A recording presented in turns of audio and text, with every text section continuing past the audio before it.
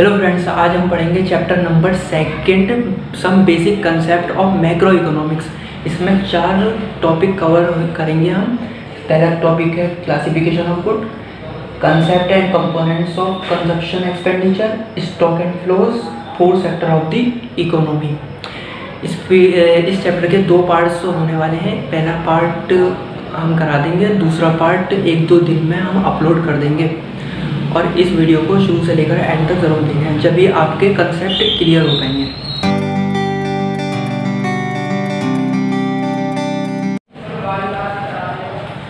तो शुरू करते हैं। पहला टॉपिक क्लासिफिकेशन ऑफ गुड्स, जिसके सब टॉपिक्स हैं final goods and intermediate goods. बाकी के बचे हुए 2 topic consumption of goods and capital goods हम अभी कवर करेंगे। सबसे पहले इनको कवर करते हैं। फाइनल गुड्स के बारे में जानते हैं।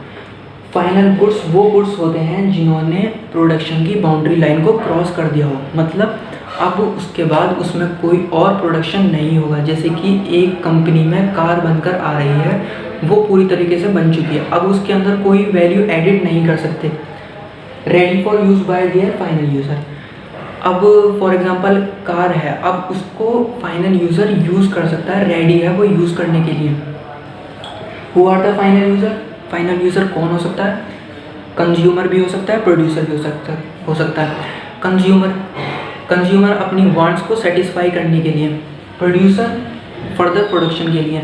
जैसे कि फार्मर ट्रैक्टर लेता है, उससे वो हार्वेस्टिंग करेगा। एक टैक्सी ड्राइवर टैक्सी लेता है, तो उससे वो अपना किराया वो पैसे कमाएगा। अब सेकेंड है इंटरमीडिएट गुड्स। इंटरमीडिएट गुड्स कौन कौन से होते हैं? इंटरमीडिएट गुड्स वो होते हैं जिन्होंने प्रोडक्शन की बाउंड्री लाइन क्रॉस नहीं की है, मतलब अभी उसमें और वैल्यू एडिड होनी बाकी है। Value is still to be added, मतलब उसमें और वैल्यू एडिड होनी बाकी है। Not ready for use by their final user, जो कि अभी फाइनल यूज़र के लिए रेडी नहीं है। जैसे कि हम मान लेते हैं एक मिल्क है,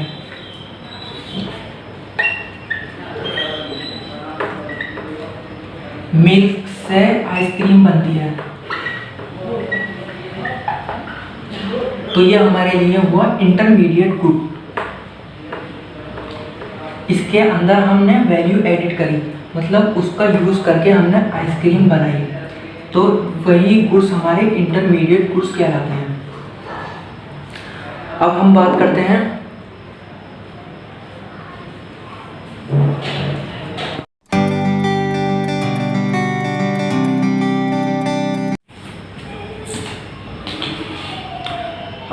हम कंजप्शन गुड्स की और कैपिटल गुड्स की। कंजप्शन गुड्स कौन से गुड्स होते हैं? Goods which are directly use for the satisfaction of human wants. ये वो गुड्स होते हैं जो ह्यूमन वांट की डायरेक्टली सेटिस्फाई करते हैं, ह्यूमन वांट्स को डायरेक्टली सेटिस्फाई करते हैं। फॉर एग्जांपल मिल्क हो गया, टीवी हो गया, स्कूटर हो गया, एक्सेट्रा। अब इसके अंदर भी 4 पार्ट होते हैं हमारे, durable goods, semi durable goods, non durable goods, services. Durable goods की बात करते हैं। ड्यूरेबल गुड्स वो गुड्स होते हैं जो 1 साल या कुछ सालों तक चलते हैं। जैसे कि एग्जांपल टीवी, वॉशिंग मशीन,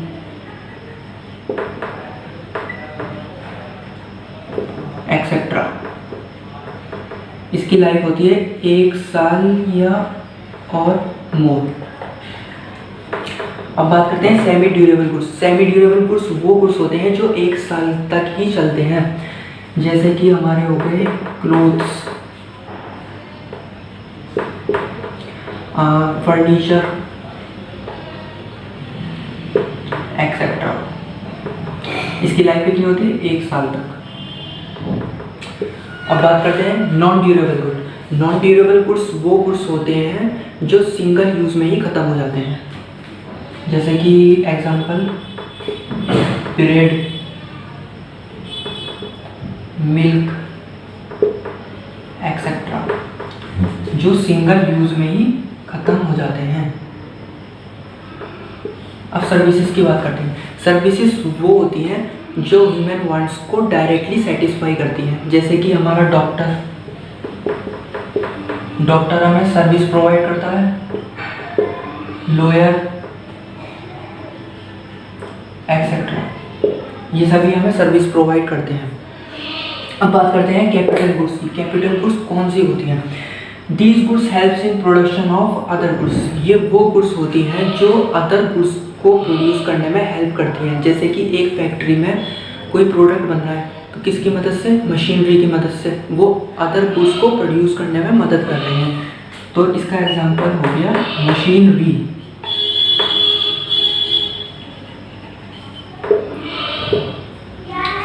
तो अब बात करते हैं अगले टॉपिक की।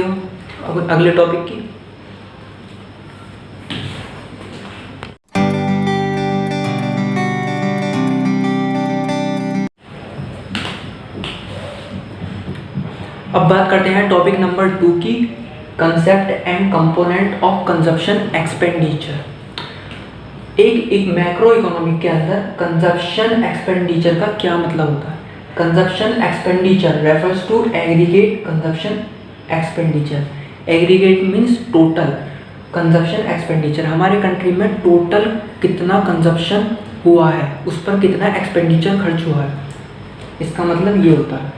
Who are the consumers in an economy. हमारी इकोनॉमी के अंदर कंज्यूमर कौन कौन होता है? तो सबसे पहला हाउस होल्ड होते हैं हम। सेकंड गवर्नमेंट,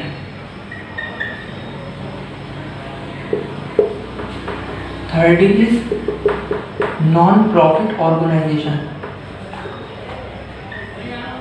ये आपने चैप्टर अकाउंट्स में भी पढ़ा होगा, एनपीओ, वही नॉन प्रॉफिट ऑर्गेनाइजेशंस। इसमें कौन कौन आ गए? जैसे कि एनजीओ क्या करते हैं? चैरिटी और डोनेशन देते हैं। टेम्पल्स आ गए, मॉस्क्यू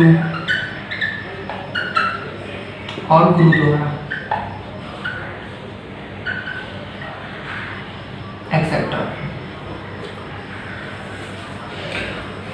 अब इसका फॉर्मूला होता है पूरा एग्रीगेट कंजप्शन एक्सपेंडिचर का।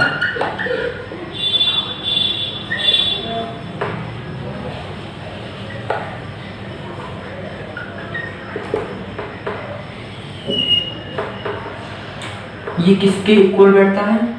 अगर हम इन सबको प्लस कर दें तो ये एग्रीगेट कंजप्शन एक्सपेंडिचर के इक्वल बैठेगा। हाउस होल्ड एक्सपेंडिचर जितना भी होता है, expenditure plus government expenditure plus NPO non profit organisation, इन सबको अगर प्लस कर दें वो किसके इक्वल बैठता है? एग्रीगेट कंजप्शन एक्सपेंडिचर में। अब आते हैं अगले टॉपिक पर, स्टॉक एंड फ्लो पर।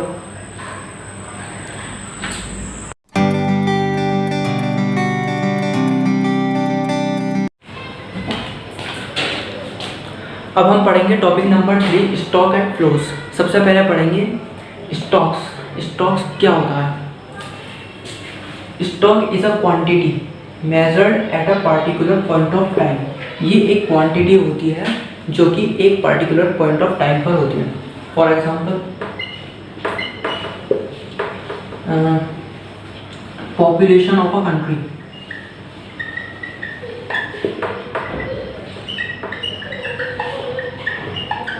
मान लेते हैं 2014 में 20 करोड़ थी और यही हमारा स्टॉक है। ये जो क्वांटिटी है ये हमारी स्टॉक है रह जाएगी। एक और एग्जांपल ले लेते हैं, वीट स्टोर्ड इन गोडाउन।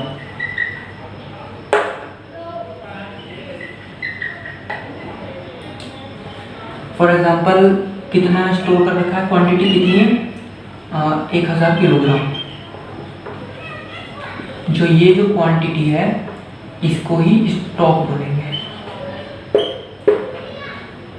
अब बात करते हैं फ्लो की। फ्लोज क्या होते हैं? A flow is a quantity measured over a specified period of time. A flow एक क्वांटिटी है, मेजर्ड कैसे होती है, over a specified period of time, मतलब जो टाइम चलता रहता है। For example number of birds,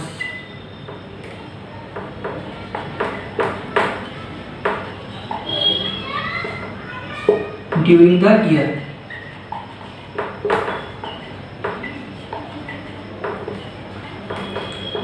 जितनी भी बढ़त हुई हमारी 2015 के अंदर, उसकी जो क्वांटिटी है वो फ्लो है। फ्लो, उसको हम फ्लो बोलेंगे। मतलब बढ़त तो एक दिन में ऐसे तो नहीं है कि 2 हो गई 3 हो गई, वो होती ही रहती है, उसको ही हम फ्लो कंसेप्ट बोलते हैं। हम स्टॉक और फ्लो कंसेप्ट को हम और अच्छे से समझते हैं डायग्राम के थ्रू। जैसे हमने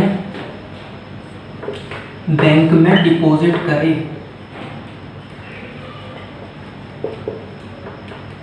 1000 रुपये पर मंथ, कहाँ, बैंक के अंदर, और इस बैंक में हमारे कितने रुपए सेव हैं, 20,000 रुपये मान लेते हैं। 20,000 रुपये 2019 को सेव, इतनी हमारी सेविंग्स है। और हम 2,000 रुपये विड्रॉ कर लेते हैं हर महीने।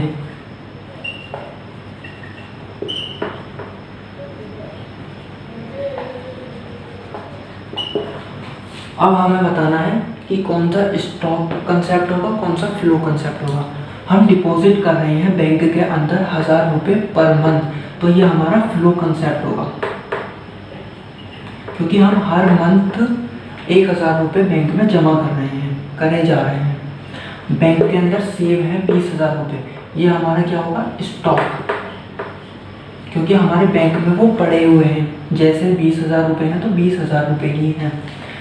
अब हमने 2,000 रुपये पर मंथ से विड्रॉ करना स्टार्ट कर दिया, तो ये हमारा कौन सा कंसेप्ट होगा, फ्लो, क्योंकि हम 2,000 रुपये पर मंथ के हिसाब से निकाले जा रहे हैं, तो ये हमारा फ्लो कंसेप्ट होगा। आई होप कि आपको समझ में आ गया होगा। अब हम एक क्वेश्चन देख लेते हैं स्टॉक और फ्लो टॉपिक का। ये क्वेश्चन है, आर द फॉलोइंग स्टॉक और फ्लोज। हमें ये बताना है कि ये जो जितनी भी चीज़ें दे रखी हैं ये स्टॉक कंसेप्ट है या फ्लो कंसेप्ट है। तो सबसे पहला है इन्वेस्टमेंट। क्या इन्वेस्टमेंट एक स्टॉक है या फ्लो? इन्वेस्टमेंट एक फ्लो कंसेप्ट है।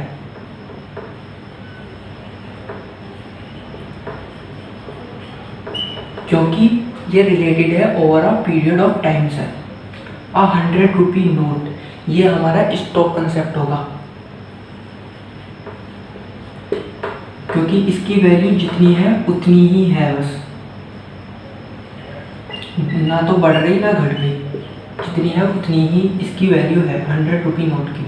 A family consumption of sugar, एक फैमिली शुगर जो कंज्यूम करती है, ये फ्लो कंसेप्ट होगा। शुगर तो ज़्यादा से ज़्यादा भी होती है, कम भी होती है, ऊपर नीचे होती रहती है कंजप्शन में। सर्विस ऑफ ट्यूटर, ये भी एक फ्लो कंसेप्ट होगा, क्योंकि सर्विस एक बार थोड़ी देगा, वो तो देता ही रहेगा रोजाना। प्रोडक्शन ऑफ सीमेंट, ये भी फ्लो कंसेप्ट होगा हमारा, क्योंकि प्रोडक्शन ऑफ सीमेंट एक दिन के लिए ही नहीं बनते, रोजाना बनते ही रहते हैं, फ्लो में बनते ही रहते हैं। Machinery of a sugar mill, ये एक स्टॉक कंसेप्ट होगा। क्यों?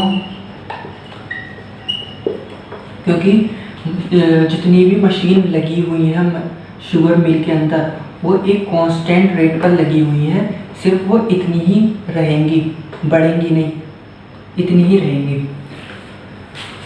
तो आपको ये समझ में आ गया होगा। अगले टॉपिक पर चलते हैं।